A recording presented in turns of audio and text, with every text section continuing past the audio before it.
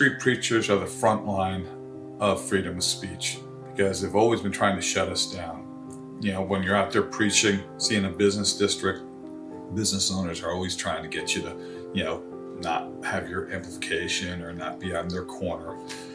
I believe because of the unjust arrests that have come from that, all right, and the lawsuits that have been filed and won by the street preachers, it's actually helped the First Amendment activity of other groups. Yet now that other groups are being shut down and everything, now it's coming back to them. Whereas before, we were the front lines and no one really cared about us.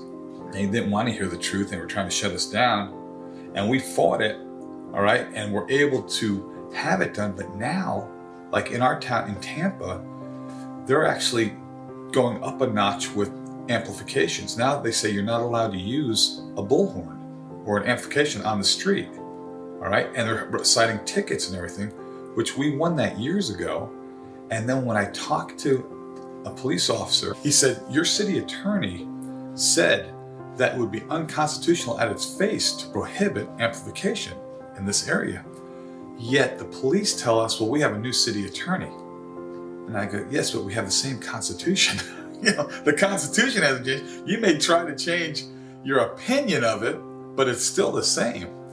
So we have, you know, pushback all the time from law enforcement stuff, trying to shut down the free expression of ideas, preaching the gospel.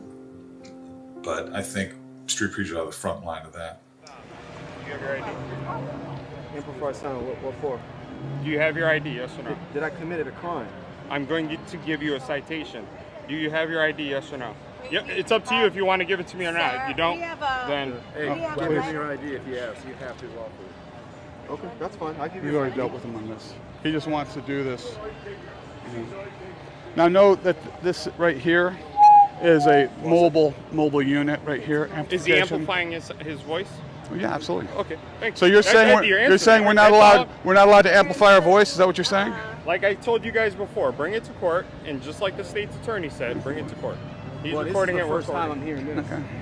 I've been preaching in Ybor City probably since 2001, somewhere right in there, 2002. And yeah, we've had a lot of battles out there.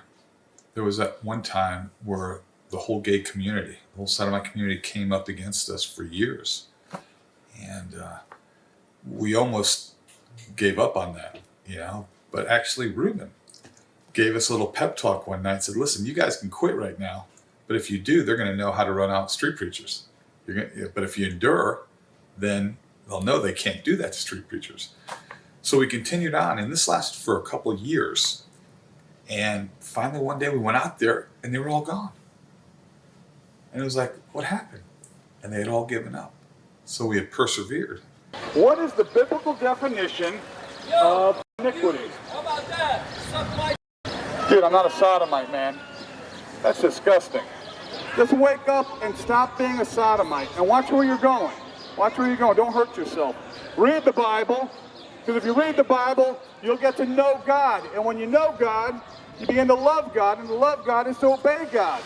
Wake up, buddy. Repent and get right with God. Your soul lays in the balance. All right? You're deceived.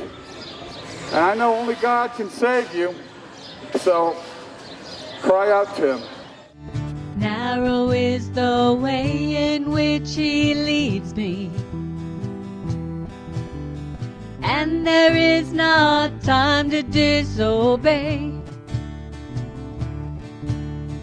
I just want to get to where I'm going, and He's the only one who knows the way.